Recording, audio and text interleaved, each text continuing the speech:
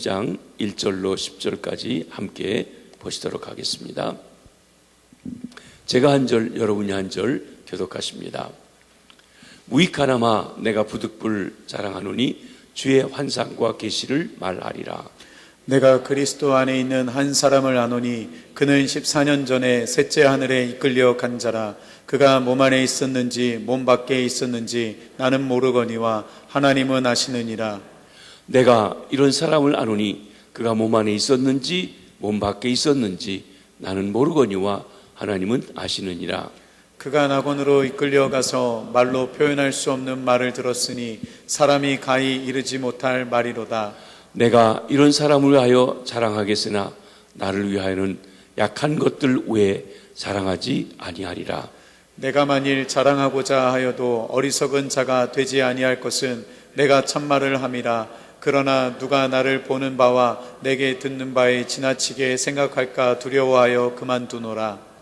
여러 계시를 받은 것이 지극히 크므로 너무 자만하지 않게 하시려고 내 육체의 가시 곧 사탄의 사자를 주셨으니 이는 나를 쳐서 너무 자만하지 않게 하려 하심이라. 이것이 내게서 떠나가게 하기 위하여 내가 3번 주께 간구하였더니 나에게 이르시기를 내 은혜가 내가 족하도다. 이는 내 능력이 약한 데서 온전하여 짐이라 하신지라. 그러므로 도리어 크게 기뻐함으로 나의 여러 약한 것들에 대하여 자랑하리니 이는 그리스도의 능력이 내게 머물게 하려 함이라. 그러므로 내가 그리스도를 위하여 약한 것들과 능욕과 궁핍과 박해와 곤고를 기뻐하노니 이는 내가 약한 그때의 강함이라. 아멘. 오늘 저녁 주 앞에 오신 모든 분들에게 하나님의 은혜와 평강이 함께 하시기를 바랍니다. 사람이 살아가는데 가시가 있습니다. 가시가 없는 사람은 없습니다. 나름대로 그를 찌르고 고통스럽게 하는 가시가 있습니다. 약점, 고통, 돌이킬 수 없는 실수, 부끄러운 것 있습니다. 때로는 나를 힘들게 하는 사람, 고통스럽게 하는 사람을 저 사람이 내 가시다 그렇게 말하기도 합니다. 그 가시는 꼭 죄 때문에 오는 것은 아닙니다. 대사도 바울에게도 육체의 가시, 곧 사탄의 사자가 있었다고 말씀하고 있습니다. 오늘 본 말씀처럼 사도 바울은 많은 은혜를 받은 사람입니다.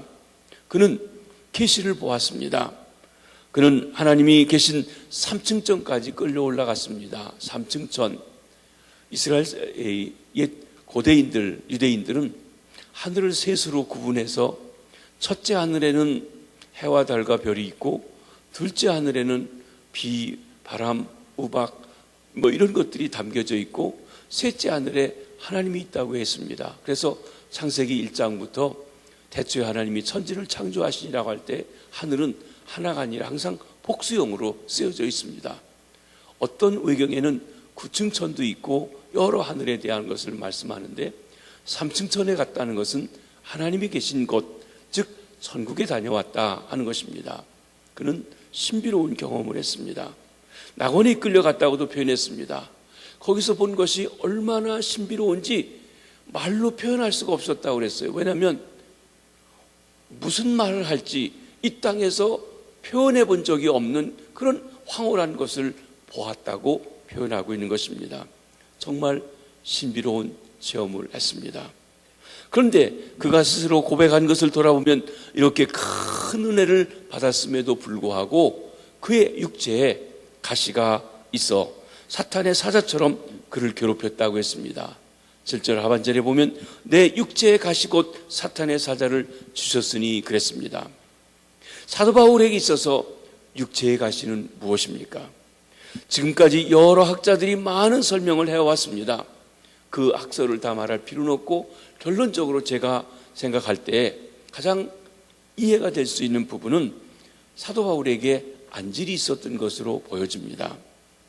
사도행전 9장에 보면 바울은 그가 사울이었을 때 예수 믿는 사람들을 박해하러 그리고 잡아 죽이러 다메섹으로 가던 길에 부활하신 주님을 만났습니다. 빛으로 찾아오셨습니다. 밝은 빛이 해보다 더 강한 빛이 그의 눈에 비치면서 그는 앞이 보이지 않고 타고 있던 말에 굴러 떨어졌습니다. 그리고 그가 하늘에서부터 오는 음성을 들었습니다. 사울아 사울아 내가 어찌하여 나를 박해하느냐. 그는 주여 당신이 누구시니까 물어봅니다. 나는 내가 박해하는 예수다. 그러면서 이제 너를 데리고 그를 그 다메섹에 있는 한 집에 들어가게 하시고 아나니아를 보내서 그를 기도하며 그에게 무엇을 해야 할지 알려주는 일을 하게 했던 것입니다. 이때 아나니아가 그를 위해서 안수기도 할 때 눈에서 비늘 같은 것이 떨어지면서 다시 볼 수 있게 되었습니다. 그러나 완전히 회복되지 않아서 후유증으로 말미암아서 그는 많은 고생을 하고 눈에 안질이 있고 그 고통했다고 하는 것입니다. 강한 빛을 쏘였기 때문에 의학적으로 충분히 그럴 수 있다는 것입니다. 갈라디아 4장 15절에 보면 바울이 갈라디아에서 선교를 할 때 이 눈에 안질로 몹시 고생하는 것을 보고 갈라디아 성도들이 사랑하는 마음에서 어떻게 표현했냐면 너희가 할 수 있었다면 너희 눈이라도 나에게 빼어주려고 했었다. 그렇게 얘기하고 있습니다. 그렇습니다. 그는 안질로 고생했음을 보여주고 있습니다. 그러나 그 가시가 무엇인지에 대해서 구체적으로 바울 사도가 이야기해주고 있지 않기 때문에 우리는 추측할 뿐입니다. 그런데 그 가시가 무엇이든지 간에 이 가시에 대한 사도 바울의 입장을 우리는 7절에서 볼 수 있습니다. 내 육체의 가시 곧 사탄의 사자를 주었으니 그랬습니다. 바울 사도는 자기의 고난, 자기의 시련을 하나님께서 허락하신 것이라는 것입니다. 가시가 자기에게 있는 것, 육체의 가시 있는 것 하나님이 허락해 주셔서 있다는 것입니다. 두 번째로 바울은 그 고통을 육체의 가시라고 했습니다.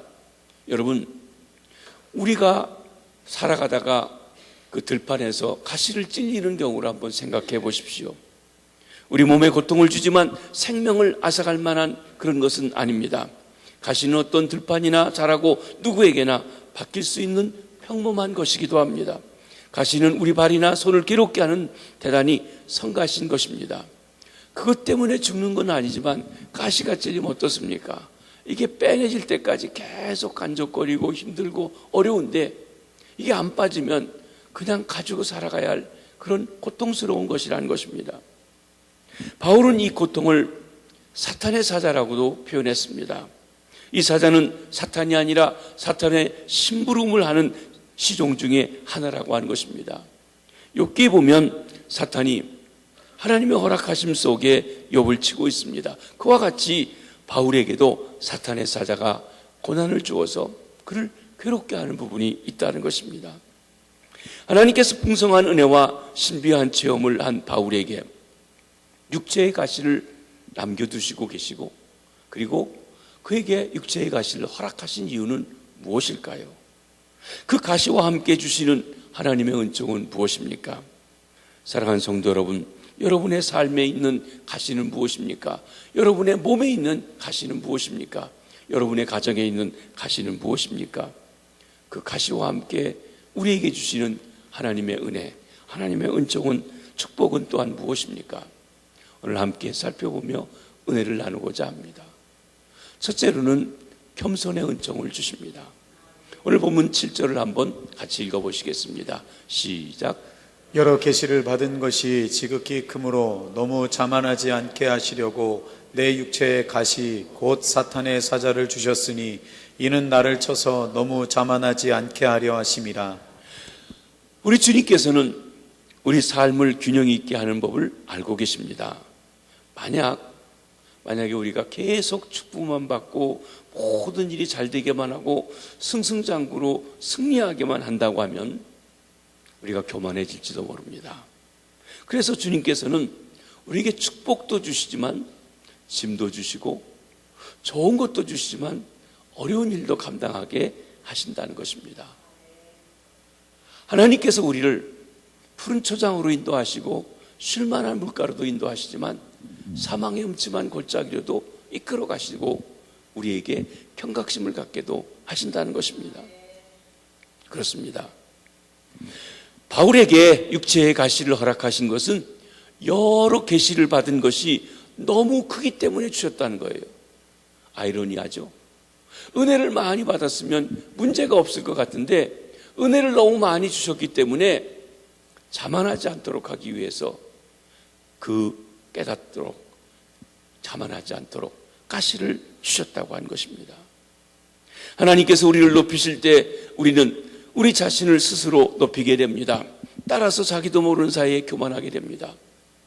성도 여러분, 우리 중에 얼마나 많은 사람이 바울 사도와 같은 은혜를 받고 교만하지 않을 사람이 있겠습니까? 그런 계시를 받고 3층 전에도 가보고 신비한 것을 경험하고 아마 우리가 그런 일이 있었다고 하면 아주 시끌벅적하게 떠들고 내가 이렇게 대단한 사람이라고, 내가 이렇게 은혜 받은 사람이라고 이야기할지 모른다는 것입니다. 사실 바울 사도는 이 이야기를 14년 전에라고 했어요. 14년 동안 말하지 않았습니다. 그런데 이 이야기를 왜 하냐면 고린도 교회에 거짓으로 들어온 사도들이 자기들의 어떤 학력이나 이력이나 여러 가지를 자랑하는데 바울 사도를 보고 눈에 안질도 있고 아주 볼품도 없는 게 아주 그런다고 하면서 무시되고 함부로 하고 그러기 때문에 바울 사도가 마지못해서 지금 그 14년 동안 숨기고 있었던 이야기를 합니다. 내게 이런 신비한 경험, 놀라운 은혜의 체험이 있었노라고 말하는 것입니다. 바울과 같이 거룩하고 겸손하고 지혜롭고 영적으로 성숙한 사람도 교만에 빠질 수 있다고 하면 바람에 흔들리는 갈대 같은 우리는 얼마나 쉽게 넘어질 수 있겠습니까? 영적 교만은 때때로 성장된 그리스도인들에게서 많이 나타납니다. 일반적으로 사람들은 다른 사람으로부터 칭찬받는 것을 좋아합니다. 어떤 이는 자의식이 유난히 강하고 다른 사람이 자기를 무시할 때 쉽게 동요해서 몹시 분노하게 됩니다. 하나님이 베푸신 큰 축복, 풍성한 은혜 속에 교만이 나도 모르게 싹쓸 수 있다고 하는 것입니다. 그래서 주님은 너무 교만하지 말라고, 자만하지 말라고, 옛 번역에는 사고하지 말라고 육체의 가시를 주셨다고 말씀하신 것입니다. 기독교 100주년이 되었을 때 한국교회를 대표할 수 있는 성도를 뽑았습니다. 목회자를 뽑았습니다. 그런데 한국의 영락교회 한경직 목사님이 뽑히셨습니다. 아마 기독교 100주년 때까지 그만한 훌륭한 목사님이 없으셨을 것입니다. 가장 존경받고 대표적인 목회자로서 그분은 템플턴상이라고 하는 상을 받게 되었습니다.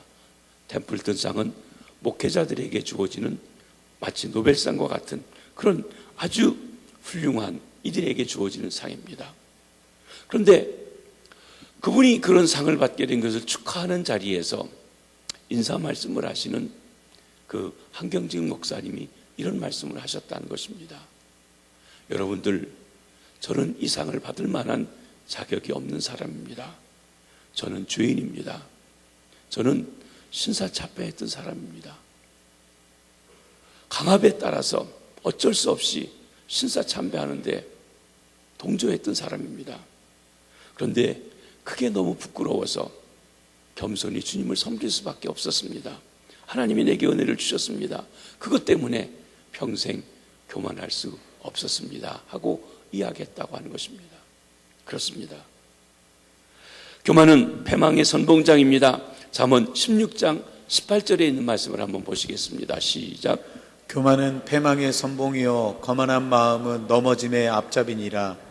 여러분, 성경에 보면 하나님께서 교만한 자의 목을 치시겠다고 그랬어요. 목 친다. 여러분, 오늘날에는 칼로 목을 치는 일이 이슬람교 같은 데는 있습니다만은 한국에서는 목을 쳐 죽이거나 그렇지는 않죠. 그러나 우리나라에도 옛날에 보면 사형을 할 때, 사람을 죽일 때 목을 쳤어요. 목을 친다. 이건 뭐냐면 죽인다. 아마 어떤 직장에서 목 잘린다 하면은 그 자리에서 떨어진다, 이런 표현입니다. 하나님이 교만한 사람은 하나님이 목을 치시겠다고 얘기하셨습니다.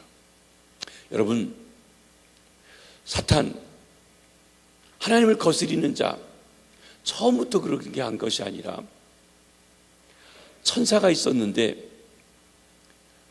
피조물들의 영광을 하나님 앞에 돌려드리는 그 천사가 교만해져서 하나님과 같이 겨루게 되었고 그가 바로 사탄이 되었다는 것입니다. 여러분, 이사야서 14장 13절 14절 말씀이 바로 그것을 말씀해 주고 있습니다. 한번 읽어보시겠습니다. 시작. 내가 내 마음에 이르기를 내가 하늘에 올라 하나님의 묵별 위에 내 자리를 높이리라. 내가 북극 지폐의 산 위에 앉으리라. 가장 높은 구름에 올라가 지극히 높은 이와 같아지리라 하는도다. 내가 합니다. 내가 지극히 높은 이와 같이 비키겠다는 거예요. 지극히 높은 이, 하나님. 이것은 이 문맥에서는 바벨론 왕을 가리켜 얘기했습니다. 바벨론 왕, 세계 모든 열국들을 다 지배하는 왕, 그가 마치 사탄이 옛날 했던 소리처럼 내가 지극히 높은 이와 견주리라. 그리고 지극히 높으신 하나님의 그 성전에서 가져온 기물을 가지고 술을 퍼마시고 또 조롱하고 멸시하고 우습게 생각했어요. 이게 교만입니다. 그리고 사탄이 역사하는 일이라는 것입니다. 그렇습니다. 사랑하는 성도 여러분, 하나님께서 하나님을 수종들도록 선하게 지은 천사도 교만해서 사탄이 될 수 있다고 하면 누구나 아무리 훌륭한 사람이라 할지라도 교만해지면 사탄처럼 역사할 수 있다는 것을 기억하셔야 합니다. 변질될 수 있다는 것입니다. 교만한 사람들의 특징이 있습니다. 이 사람들은 말을 듣지 않습니다. 자기가 제일 잘 알아요. 자기만 항상 옳아요. 아는 것도 많아요. 그렇기 때문에 다른 사람의 얘기를 들으려고 하잖아요. 그리고 항상 자기 주장이 강합니다. 또 자기 주장이 강할 뿐만 아니라 고집도 셉니다.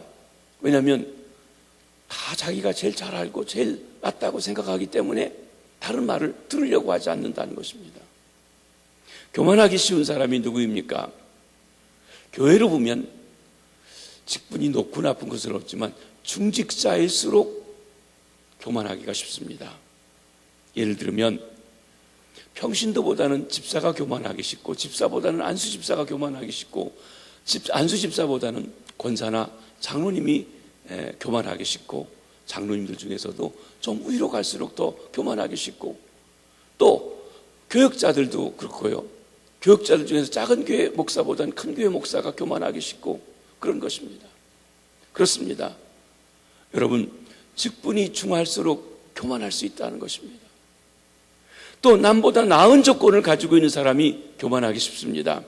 지식이 많으니, 학벌이 좋으니. 제가 미국에 있을 때요, 우리 교회는 우리 장로님들이 그러시지 않습니다만은요, 제가 개척해가지고 서울대생들이 우리 장로님들이 많이 계셨는데 성균대학하고 외국어 대학은요 대학으로 치지도 않는 거예요. 제가 그나마 미국에서 공부해서 박사학위도 받고 그랬으니까 그렇지, 아주 이분들이요, 이 학벌에 대한 자부심, 서울대학 나왔다는 자부심이 대단합니다. 이 교회에서 장로보다 더 중요한 게 내가 서울대학 나왔다는 것 같아요. 그리고 그것이 얼마나 그들에게 자부심이 되는지 몰라요. 소위 스카이 대학, 그 사람들이 자부심이요 대단하십니다. 때로는 그것이 하나님의 일을 하는데 거리낌이 될 때도 많습니다. 얼마나 교만한지 몰라요. 또 돈이 많은 사람, 내가 돈이 많다는 것 때문에 그렇습니다. 얼굴이 이쁜 사람, 뽐낼만 하죠. 그런데 그것 때문에 교만해질 수 있다는 것입니다. 가문이 좋은 사람, 영적 교만도 그렇습니다. 남보다 성경을 많이 보느니, 기도를 많이 하느니, 헌금을 많이 하느니, 열심히 봉사하느니. 여러분, 성경을 많이 하는 것 나쁘지 않습니다. 좋습니다. 기도 많이 하는 것 감사한 일입니다. 기도 많이 하십시오. 헌금 많이 하는 것도 고마운 일입니다. 또한 열심히 전도하고 봉사하는 것도 귀한 일입니다. 그런데 그것 때문에 그러지 못한 사람을 업신여기거나 함부로 말하거나 무시하거나 한다고 하면 그것이 교만이 될 수 있다는 것입니다. 그런데 하나님께서 끊임없이 하나님께 끊임없이 쓰임받는 비결이 있는데 그것이 무엇입니까? 겸손한 것입니다. 하나님은 겸손한 자에게 은혜를 주십니다. 잠언 3장 34절 말씀을 한번 보시겠습니다. 시작. 진실로 그는 거만한 자를 비웃으시며 겸손한 자에게 은혜를 베푸시나니. 하나님께서 우리에게 가시를 주신 이유, 때로는 고난과 약점과 부족한 점, 아픔을 허락하신 것은 교만하지 못하도록 하려는 것이라는 거예요. 대개 사람들이 자기 좋은 것, 잘난 것, 많이 가진 것, 이런 것에 대해서 자랑합니다. 그런데 자기 약점, 부족한 것, 허물된 것, 아픈 것, 힘든 것, 부끄러운 것은 얘기하지 않아요. 없는 것처럼 합니다. 그런데 냉정하게 자기를 본다면 나도 이런 약점이 있는데 내가 남보다 이런 좋은 점이 있다고 남에게 함부로 할 수 없지 하고 겸손할 수밖에 없다고 하는 것입니다. 그렇습니다. 고난은 그런 면에서 우리를 회복시키기 위해서 허락하신다는 것입니다. 또한 고난은 우리를 타락하는 데서 방지하기 위해서 하나님이 허락해 주신다는 것입니다. 사랑하는 성도 여러분, 여러분이 교만하지 않을지 모릅니다. 그러나 하나님께서 여러분이 교만에 빠질 수 있는 그 상황을 미리 보고 아시기 때문에 그런 것을 안전장치를 위해서 딱딱 어떤 약점들을, 아픔들을, 가시들을 두시고 교만하지 못하도록 만들어 놓으신다는 것입니다. 그러므로 하나님께서 악을 예방하실 목적으로, 교만을 예방하실 목적으로 가시를 주시기도 하신다는 것입니다. 사랑하는 성도 여러분, 여러분으로 하여금 뽐내지 못하게 하는 가시가 무엇입니까? 너무 자만하지 못하도록 하는 가시가 무엇입니까? 그것을 부끄러워할 것이 아니라 계속 하나님의 은혜를 받고 하나님 앞에 쓰임받을 수 있는 도구라는 것을 깨달아 하시기 바랍니다. 하나님께서는 가시를 주신 것, 그것으로 인하여서 지속적으로 겸손하게 하려고 겸손의 은혜를 우리에게 베풀어 주신다는 것 깨달게 되시기를 바랍니다. 힘들고 아프신 일이 있으십니까? 그것 때문에 내가 우쭐하고 교만하지 않게 된다고 하는 것을 감사하시라고 하는 말씀인 것입니다. 두 번째로는 무릎 꿇는 은혜입니다. 8절을 한번 보시겠습니다. 시작. 이것이 내게서 떠나가게 하기 위하여 내가 3번 주께 간구하였더니. 육체의 가시에 대한 사도 바울의 해결 방법은 기도하는 것이었습니다. 그는 이 가시를 제거해달라고 3번 주님께 간구했다고 했습니다. 여러분, 3번 기도했다. 주여 가시 빼주세요. 주여 안질 고쳐주세요. 주여 치료해주세요. 이렇게 3번 했다고 할 걸까요? 아마 아닐 것입니다. 우리처럼 작정 기도를 하죠. 일주일간 산에 들어가서 금식 기도하면서 기도를 하든지 열흘을 하든지 어쨌든 일정한 기간 동안 하나님 앞에 그 문제를 놓고 열심히 기도했을 것입니다. 여러분, 바울 사도가 누구입니까? 사람들에게 안수하면 병이 나요. 심지어 지나가면 그림자만 봐도 병자들이 낫다고 했어요. 바울의 손수건을 갖다가 병자에게 놓아도 낫는다고 했어요. 그런데 이렇게 능력 있는 그 사람이 막상 자기 자신은 눈에 안질이 있습니다. 여러분, 사람에게 그 사람을 똑똑하게 보이기도 하고 인상이 좋게 보이기도 하는 가장 중요한 자리가 뭔 줄 아십니까? 눈이에요. 그래서 아이들을 보고 눈이 초롱초롱하고 이쁘면 참 너 눈이 이쁘다 그래요. 근데 귀 이쁘다고 하거나 이런 얘기 하는 게 있습니까? 별로 없습니다. 눈이 중요해요. 그런데 그 눈이 안질 때문에 늘 눈곱이 끼고요, 기슴칠이 하고요. 그러면 인상이 좋아 보이겠습니까? 더군다나 지금 말씀을 전하는 사도로서 남에게는 병을 고쳐주고 능력을 행하는 일인데 자신은 정작 아파 있으니까 은혜가 되지 않을 수도 있어요.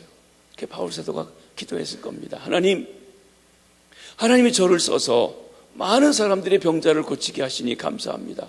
그런데 정작 내가 이렇게 안질이 있고 아픈 것이 있고 병이 있어가지고 이걸 가지고 살아가니 덕이 되지 않습니다. 하나님의 역사를 위해서 이 병을 고쳐주십시오, 치료해 주십시오 하고 기도했을 것입니다. 금식하며 기도하며 그렇게 기도하기를 일정한 기간 동안 한 것을 3번이나 했다고 우리가 보여지는 것입니다. 단지 고통 중에 있는 바울은 그 고통을 해결하기 위한 방법으로, 즉 하나님께서 자기 기도를 들어주실 것을 믿고 자신의 아픔을 해결해 주시도록 기도했다는 이 믿음의 행동이 중요한 것입니다. 하나님께서 바울에게 육체의 가시를 허락하신 결과 바울은 무릎 꿇고 기도하게 되었습니다. 여러분, 우리로 하여금 기도하게 하는 일이 있으면 복된 것인 줄 믿으시기 바랍니다. 그 가시 때문에 기도하는 거예요. 그래서 그 가시가 있는 게 기도하라고 해서 복되다고 하는 것입니다. 여러분, 하나님께 무릎 꿇는 것 축복인 줄 믿습니다. 기도는 고난받는 자의 피난처입니다. 기도는 헛되이 드려질 일이 없습니다. 기도는 분명히 열매를 가져옵니다. 사랑하는 성도 여러분, 여러분의 고난은 어떤 결과를 낳습니까? 여러분으로 하여금 불평하고 불만하게 합니까? 아니면 여러분으로 하여금 더욱 하나님을 의지하게 하십니까? 더욱 기도하게 하십니까? 만약 지금까지 내게 있는 어떤 약점 때문에, 가시 때문에, 힘든 일 때문에 불평하고 불만해 왔다고 하면 이제부터는 불평 대신 그것 때문에 내가 하나님께 기도하고 겸손하고 은혜 받을 수 있는 길이 된다는 것 때문에 감사로 바꿔나가실 수 있게 되기를 바랍니다. 고난당하는 자는 기도해야 합니다. 야고보 선생님이 권면합니다. 너희 중에 고난당하는 자가 있느냐? 저는 기도할 것이라.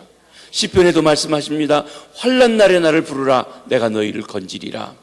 고난은 기도하라는 것입니다. 가시가 있다는 것은 기도하라는 것입니다. 그 지시에 따라 기도할 때, 무릎을 꿇을 때 하나님의 놀라운 축복이 있습니다. 고난 중에 있는 사람, 기도에 항상 힘쓰게 되는 것입니다. 바로 그 자체가 축복이라는 것이에요. 고난이 해결되지 않을지 모르지만 그것 때문에 기도하는 것, 그것 때문에 하나님 앞에 무릎 꿇는 것, 그것 때문에 하나님 앞에 나아가는 것, 그 자체가 하나님의 은혜요, 하나님께서 우리를 요구하고 계시는 일이라는 것입니다. 바울사도는 주님께 3번 간구했습니다. 믿음의 기도는 항상 하나님께서 들어주시지만 즉시 응답받는 것은 아닙니다. 이유는 하나님이 자비가 부족해서가 아닙니다. 하나님께서 자신의 친절을 지혜롭게 행사하기 위해서 그렇습니다. 여러분, 과일밭에 어린아이가 그 과일이 다 익기도 전에 그냥 팍 따요. 한번 먹어보고 스스로 버려버립니다. 근데 어른들은 어떻게 합니까? 안 따요. 다 그것이 온전히 익을 때까지 두고 기다리고 보신다는 것입니다. 그렇습니다. 때로 더디는 시간, 기다리는 시간, 인내하는 시간, 지연하는 시간, 때로 우리가 견딜기 힘든 시련의 시간이 됩니다. 그러나 믿는 자에게 결코 성급하게 하시지 않습니다. 하나님의 역사에 우리가 순종해야 합니다. 때로 하나님께서는요, 긴 시간을 필요로 하세요. 능력이 없어서가 아니라 우리를 성숙하게 하시고 아름답게 하시고 하시려고 그렇습니다. 여러분, 우리가 상체기가 나서 딱지가 지면 간질간질해요. 그럼 우리 어떻습니까? 금방 떼어버려요. 그럼 또 상처 나요. 언제까지 기다려야 합니까? 제절로 떨어질 때까지 둬야 해요.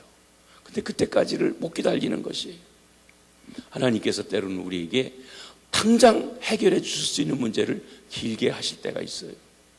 인내가 필요하고 연단이 필요하고 성숙함이 필요해서 그렇게 하시는 것이라는 것입니다. 너희 중에 고난당하는 자가 있느냐? 저는 기도할 것이요. 질병이 있습니까? 기도하시라는 것입니다. 사업이 잘 안 됩니까? 기도하십시오. 자녀들이 말썽을 피우십니까? 자녀가 가십니까? 기도하십시오. 인간관계가 엉키고 설켜 복잡하십니까? 기도하십시오. 남편이 속썩이십니까? 기도하십시오. 우리에게도 기도할 것 없이 모든 것이 온전한 사람은 아무도 없습니다. 만약 온전한 사람이 있다면 괴우지도 않을 거예요. 왜? 필요가 없으니까, 구할 것이 없으니까, 뭐든지 다 좋으니까. 그런데 우리에게는 모든 사람에게 나름대로의 부족함이 있도록 되어져 있다는 것입니다. 가시가 있다는 것입니다. 하나님께서 그 자녀들에게 가시를 허락하신 것 기도하라는 것입니다. 무릎 꿇으라는 것입니다. 하나님께서는 무릎 꿇는 자에게 축복해 주시는 것입니다. 그러므로 내가 무슨 이유든지 무릎 꿇으며 기도하며 산다는 것 축복인 줄 믿으시기를 바랍니다. 하나님께서 가시와 함께 무릎 꿇는 은총을 우리에게 허락해 주셨습니다. 그러기에 이제는 가시에게 불평하지 말고, 가시야, 너 때문에 내가 기도하게 돼서 하나님 앞에 더 가까이 나가게 됐단다, 고맙다 하고 인사하시기 바랍니다. 속으로만 하십시오. 그 사람 보고 그것 보고 가시라고 그러면 섭섭해할 겁니다. 마지막 세 번째로는 하나님의 능력이 온전해지는 은총을 주십니다. 9절 말씀을 한번 보시겠습니다. 시작. 나에게 이르시기를 내 은혜가 내게 족하도다. 이는 내 능력이 약한 데서 온전하여 짐이라 하신지라. 하나님께서는 당신의 권능을 나타내기 위해서 가시를 주셨습니다. 가시는 하나님의 능력이 얼마나 크고 놀라운지를 체험하게 하는 도구라는 것입니다. 그 가시 때문에 그 가시보다 훨씬 크고 놀라운 하나님의 은혜를 받는 통로가 된다는 것이에요. 아이러니컬하죠. 그게 없으면 편할 것 같은데 있는 게 하나님의 은혜를 더 받는 기회가 된다는 것입니다. 바울은 육체의 가시가 제거되기를 기도했습니다. 그런데 하나님께서는 가시를 제거해 주시지 않으셨습니다. 그리고 뭐라고 말씀하시냐면 내 은혜가 내게 족하다. 이는 내 능력이 네가 아파하는 그 가시, 너의 약한 그것 때문에 내게 더 강력하게 역사하고 있느니라 말씀하신 것입니다. 우리는 기도할 때 우리의 기도가 이루어지는 것만이, 내 원하는 대로 되는 것만이 응답받는 것이라고 생각하기 쉽습니다. 여러분, 우리 기도는 반드시 응답됩니다. 그런데 응답은 세 가지가 있습니다. 하나는 no, 하나는 wait, 기다려라, 하나는 yes 하시는 거예요. 여러분, 어떤 때는요 즉시 응답하세요. 즉시 응답하세요. 근데 어떤 때는 기다리게 하세요. 또 어떤 때는 안 돼, 너 그거 없는 게 좋아, 그럴 때 있다는 것입니다. 여러분, 노라고 하는 것도 하나님의 응답인 것을 깨달으시기 바랍니다. 다른 사람이 아니라 바울에게, 하늘나라 갔다 온 경험을 한 바울에게, 신비한 경험을 한 바울에게, 놀라운 은혜의 체험한 바울에게도 안 되나, 노 하고 거절하셨다는 것입니다. 여러분, 그러기에 우리가 때론 내가 원할 때는 내가 하나님을 위해서 이거 꼭 필요합니다, 주세요 하는데도 노하실 수 있다는 것이에요. 왜? 안 주시는 게 더 큰 은혜를 우리에게 주시는 길이 될 수 있고 겸손하게 하고 기도하게 하는 것이 될 수 있기 때문에 그렇다는 것입니다. 이 깨달음 속에서 바울 사도는 다음과 같이 고백하고 있습니다. 9절 중반절부터 10절까지의 말씀을 함께 봅니다. 시작. 그러므로 도리어 크게 기뻐함으로 나의 여러 약한 것들에 대하여 자랑하리니 이는 그리스도의 능력이 내게 머물게 하려 함이라.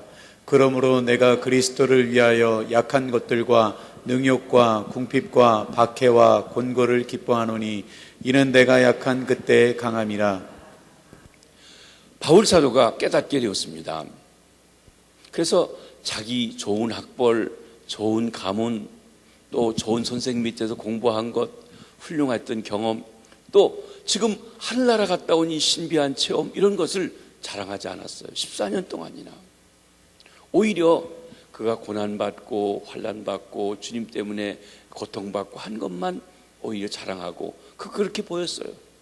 그랬더니 거짓 교사들이 저 가짜로 복음 전해가지고 하나님 앞에 징계를 받아서 저렇게 아프고 병나고 그랬다고 그렇게 얘기한 겁니다.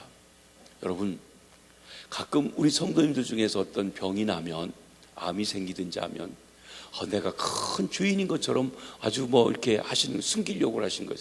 그럴 거 아니에요. 여러분, 우리가 자연 환경 속에 살다 보면 또 어떤 유전자 속에서 올 수도 있고 그렇습니다. 우리에게도 병이 올 수 있어요. 하나님을 잘 믿어도 병이 올 수도 있어요. 그게 꼭 무슨 죄를 지어서 그렇거나 그런 건 아닙니다. 물론 죄를 지었는지 돌아볼 필요는 있지만 다 그렇다고 하고 누가 아프다고 하면 저 사람은 또 무슨 죄 져서 그렇지, 저 사람은 무슨 죄 져서 그렇지, 이렇게 생각하는 것도 잘못입니다. 바울 사도는 당시 사람들이 바울 사도가 그렇게 복음 전하면서 어려운 일 당하는 걸 보고 그랬어요. 저거 틀림없이 하나님 앞에 매 맞아서 그렇다. 근데 바울은 아니에요. 나는 오히려 주님 앞에 주님 때문에 당하는 어려움 당하는 것을 자랑한다고 그랬어요. 그걸 더 기뻐한다고 했어요. 왜? 내가 약하고 그리고 힘든 그때에 하나님께서 얼마나 크고 귀한 은혜를 내게 부어주시는지 그 은혜의 풍성함 때문에 감사한다고 했던 것입니다. 영국의 청교도 중에 한 사람 존 버년이 있었습니다. 원래가 여러분 종교개혁에 대해서 우리가 볼 때 영국은 성공회를 했습니다. 형식은 로만 캐톨릭 교회의 형식을 그대로 가지면서 교리만 기독교적인 형식을 가지고 있었습니다. 그런데 거기에도 국교가 문제가 있어서 청교도들, 개신교도들이 그에 대한 거부감도 가지고 복음을 증거하는 일을 열심히 했던 것입니다. 그 중에 한 사람이 존 버년입니다. 그는 길거리고 어디서든지 열심히 전도했습니다. 우리말로 하면 전도왕이에요. 얼마나 열심히 전도하는지 모릅니다. 근데 그것 때문에 복음 전도한다는 것 때문에 오히려 붙잡혀서 옥에 갇히게 되었습니다. 박해를 받습니다. 아주 활동도 기던 분이 수감되어 감방에 갇혀 있으니 여간 답답한 것이 아닙니다. 그는 하나님께 기도했습니다. 하나님, 내가 복음 전도 열심히 하는데 왜 나를 이렇게 감방에 가두십니까? 나를 풀어주시면 내가 나가서 또 열심히 복음 전도하겠습니다. 그러니 날 풀어주십시오. 자유케 해주십시오. 열심히 전도하겠습니다. 하고 기도했습니다. 그런데 그렇게 열심히 기도하는데 어느 날 이상한 음성이 하늘로부터 들렸습니다. 내 은혜가 족하다. 내 은혜가 족하다. 내 은혜가 족하다. 하고 3번이나 반복해서 그에게 들려오는 소리를 듣게 되었습니다. 그때 그 말씀을 묵상해 보았습니다. 내 은혜가 족하다니. 아니 그럼 하나님이 나보고 그냥 이 감옥에 있으라고 하시네. 여기 있는 게 좋고 족하다고 하시네. 그럼 이 안에서 뭐 할까? 그때부터 그는 나가고 싶다고 하는 조급증 그걸 내려놓고 나가서 전도해야 된다는 조급증을 내려놓고 이 안에서 편안하게 지내게 되었습니다. 무료하죠. 그래서 그가 거기서 책을 쓰기 시작했습니다. 그게 뭐냐면 한 성도가 장차 망할 성 장망성에서 떠나서 천국으로 가는 여정 중에 생겨지는 여러 가지 어려움들, 시험들, 역경들, 그걸 어떻게 이기는지, 어떤 유혹이 오는지 이런 것들을 자세하게 기록한 천국 여정길, 철로 역정, Journey to the Heaven이라고 하는 책을 쓰게 되었던 것입니다. 이 책, 여러분 아마 여기 나이 많으신 우리 김장로님 같이 원로장님이라든지는 기억하실지 모르겠습니다. 우리 교단에 이성복 목사님이라고 전 교단 교계적으로 다른 교단도 포함해서 아주 유명한 한국교회 대표적인 부흥사 중에 한 분이 이성복 목사님이신데 그분이 부흥회를 하실 때 사경회를 하시면서 이 철로역정 강해를 하신 거예요. 이걸 교재로 해서 강의를 하셨습니다. 그런 우리 신앙생활에 아주 중요한 교훈을 주는 것입니다. 오늘날 여러분들도 읽어보실 필요가 있어요. 기독교 역사에서 성경 다음으로 많이 팔린 책이 이 철로역정이라고 이야기하기도 합니다. 이 책이 그가 옥 밖에서 전도한 사람보다 옥 안에서 쓴 이 책을 통해서 예수를 믿고 바른 신앙생활하고 그리고 주 앞에 돌아온 사람이 훨씬 더 많았다는 것입니다. 여러분, 존 버년이 생각하기를 길 밖에서 전도해서 구원하는 것만이 하나님의 뜻이라고 생각하고 나가게 달라고 했지만 하나님께서는 내 은혜가 족하다고 하고 그 안에서 할 일을 찾게 하셨는데 그게 더 크고 놀라운 일을 하게 하셨습니다.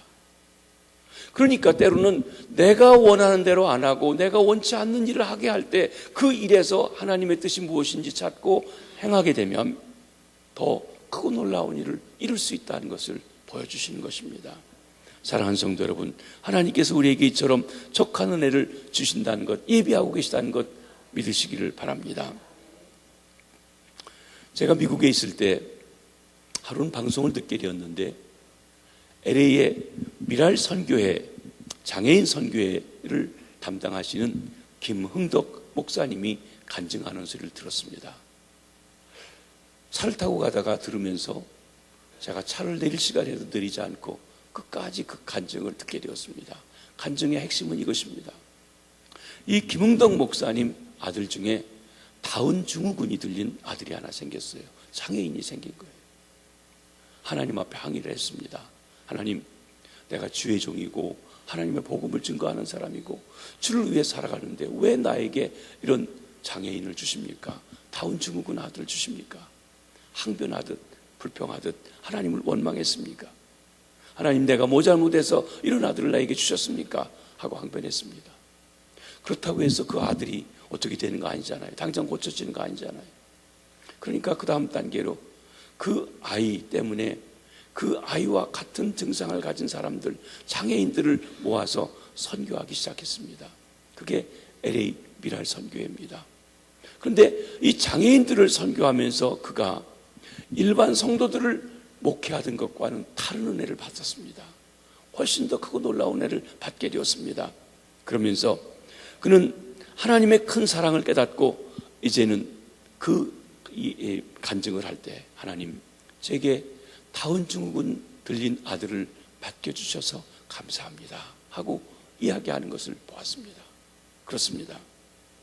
여러분, 때로 우리에게 장애 아이들을 가졌을 때 누가 장애 아이를 갖고 싶어 가진 사람이 있겠습니까? 그렇죠. 그런데 그 아이를 통해서 주시는 은혜가 또한 하나님 옆으로 있다고 말씀하십니다. 하나님은 고통을 견딜 수 있는 힘을 주십니다. 하나님은 슬픔을 참을 수 있는 힘을 주십니다. 하나님은 고독을 견딜 수 있는 힘을 주십니다. 하나님은 실패도 극복할 수 있는 힘을 주시는 줄 믿으시기를 바랍니다. 로마서 5장 3절 4절 말씀을 한번 읽어보시겠습니다. 시작. 우리가 환난 중에도 즐거워하나니 이는 환난을 인내를, 인내는 연단을, 연단은 소망을 이루는 줄 알미로다. 바울 사도는 그렇기 때문에 환난이 올 때 벌써 기뻐한다는 거예요.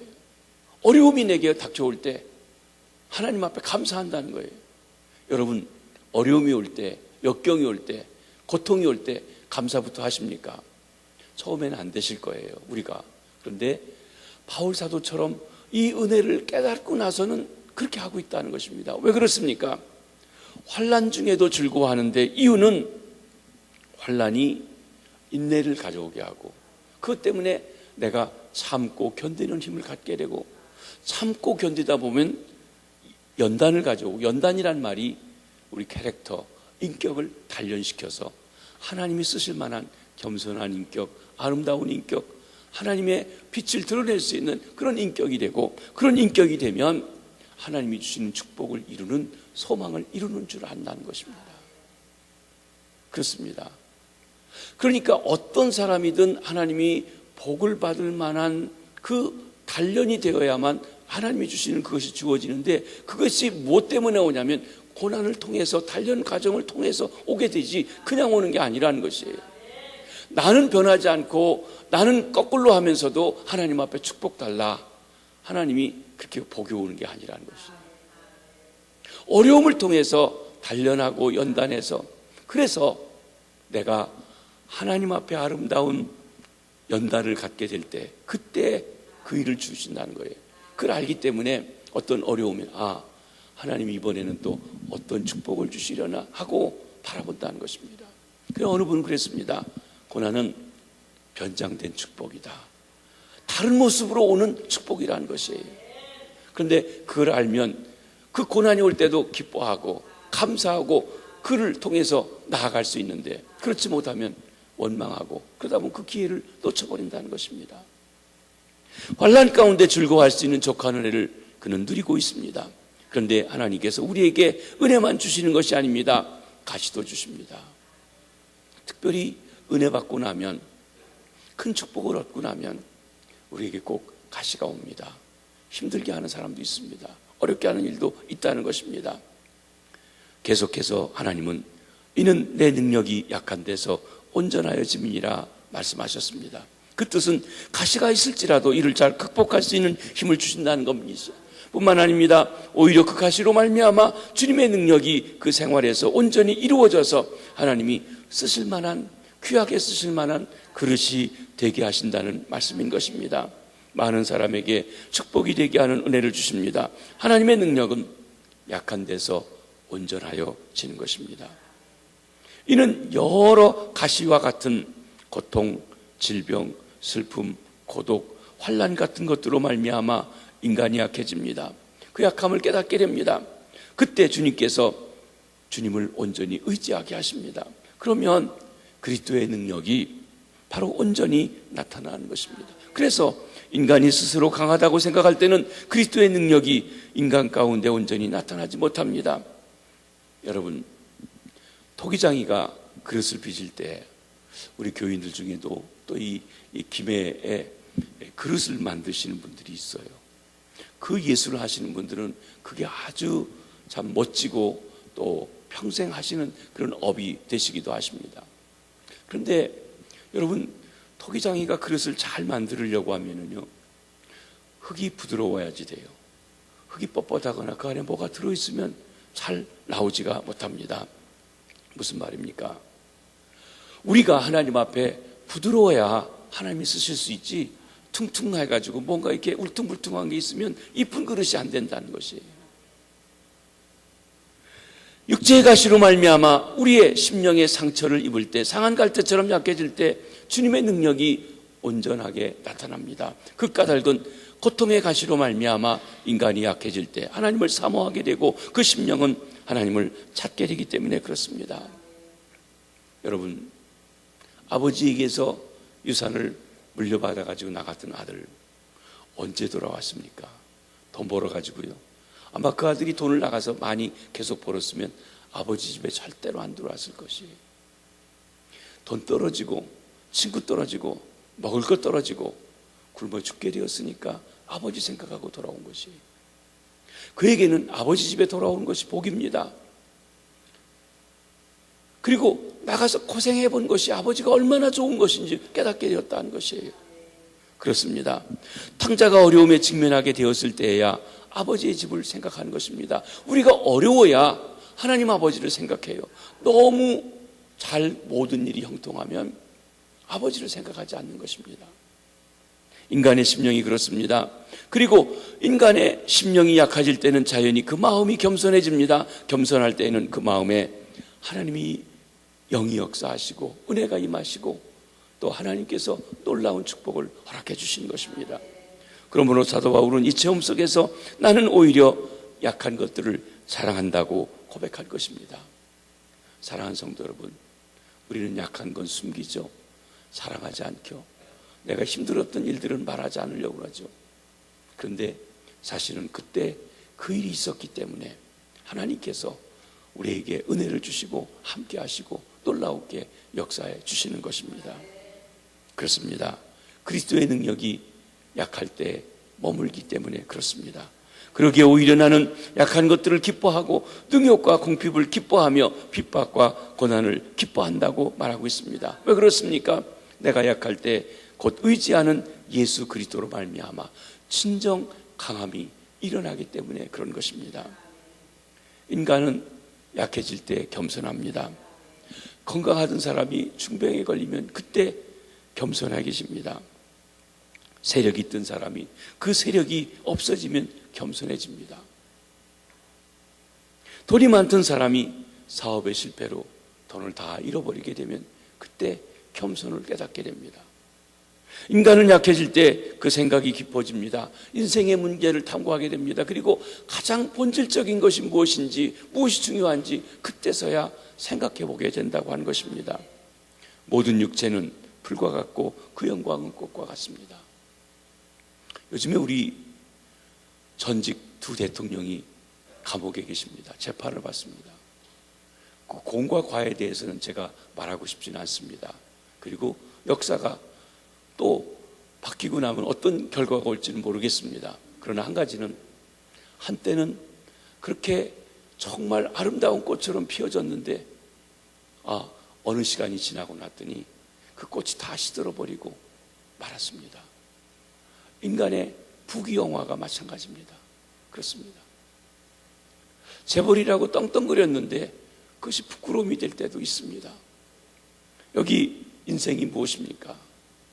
육체는 풀과 같고 그 영광은 꽃에 같다고 그랬습니다. 풀은 마릅니다. 꽃이 시듭니다. 그때 우리가 인생의 의미를 깨달아 알게 되는 것입니다. 내 생명이 무엇이뇨 잠깐 보이다 사라지는 안개니라 하는 뜻을 깨닫게 되는 것입니다. 사람이 사업에 실패하면 모든 것이 없어질 때 내 것이라고 생각하던 것이 내 것 아닌 것을 체험하게 되고, 그때부터 정신 차려서 나만 위해 쓰지 아니하고 하나님께도 드릴 줄 알고 이웃을 위해서도 나눌 수 있는 그 자리에 나가게 되는 것입니다. 세상에 믿던 모든 것이 끊어질 그때 새로운 차원의 세상을 발견하게 되는 것입니다. 인간의 끝이 하나님의 은혜의 시작입니다. 인간의 절망은 하나님 안에서 소망의 시작입니다. 그러므로 인간이 악할 그때 하나님을 믿고 의지하게 되며 새 소망과 새 힘을 얻게 되어지는 것입니다. 인간이 약할 때 기도를 더하게 됩니다. 약할 때 하나님을 찾지 못하는 사람은 절망적인 것입니다. 약할 때 신앙을 찾지 못하는 사람은 가련합니다. 약할 때 길이요 진리요 생명이신 그리스도를 알지 못하면 인간은 결국 허망함과 절망에 빠져버리고 마는 것입니다. 우리 사회에는 사업에 실패해서 자살하는 사람, 연애에 실패해서 자살하는 사람, 생활고로 자살하는 사람, 시험에 떨어졌다고 자살하는 사람 너무나 안타깝습니다. 실패할 수 있습니다. 여러분, 실패할 때 또 일어나서 딛고 나아가는 것이 인생이기도 합니다. 에이브라함 링컨, 미국의 가장 훌륭한 대통령이라고 했던 사람, 근데 그는요 수없이 선거에서 떨어지고 실패하고 그 속에서 단련받고 연단받아서 정말 모든 사람이 수상받는 훌륭한 대통령이 되었습니다. 거저된 것이 아니라는 것입니다. 그렇습니다. 여러분, 실패할 때 낭망하고 절망하고 죽어버려야겠다고 생각할 게 아니라 그것을 극복할 수 있는 힘을 주님께 얻게 되시기를 바랍니다. 약할 때 강해지는 믿음이 없는 사람은 인생길을 바로 갈 수가 없는 것입니다. 그러나 주님께 나오는 사람은 약할 때 강해지는 은혜를 받을 줄 믿습니다. 불행은 누구에게나 올 수 있습니다. 누구나 가시가 있을 수 있습니다. 병이 찾아올 수도 있고, 사업에 실패할 수도 있고, 시험에 떨어질 수도 있고, 잘 나가던 일이 꼬여질 수도 있는 것입니다. 누구나 약할 때가 있습니다. 누구에게나 육체의 가시가 있습니다. 그러므로 약할 때 강해지는 신앙이 꼭 필요합니다. 약할 때 힘주시는 주님을 찾아가야 합니다. 시인 메디슨이 이런 시를 썼습니다. 나의 하나님, 나는 나의 가시에 대하여 결코 감사하지 못했습니다. 나의 장미꽃에 대해서는 수천 번이나 감사하였지만 주님이 나에게 지어준 십자가에 대해서는 한 번도 감사하다고 생각하지 못했습니다. 고난을 통하여 나의 인생 행로를 완성하신 사랑의 주님이시여, 이제 저에게 이 가시의 가치를 가르쳐 주옵소서. 그리하면 나의 눈물이 무지개 됨을 알겠나이다.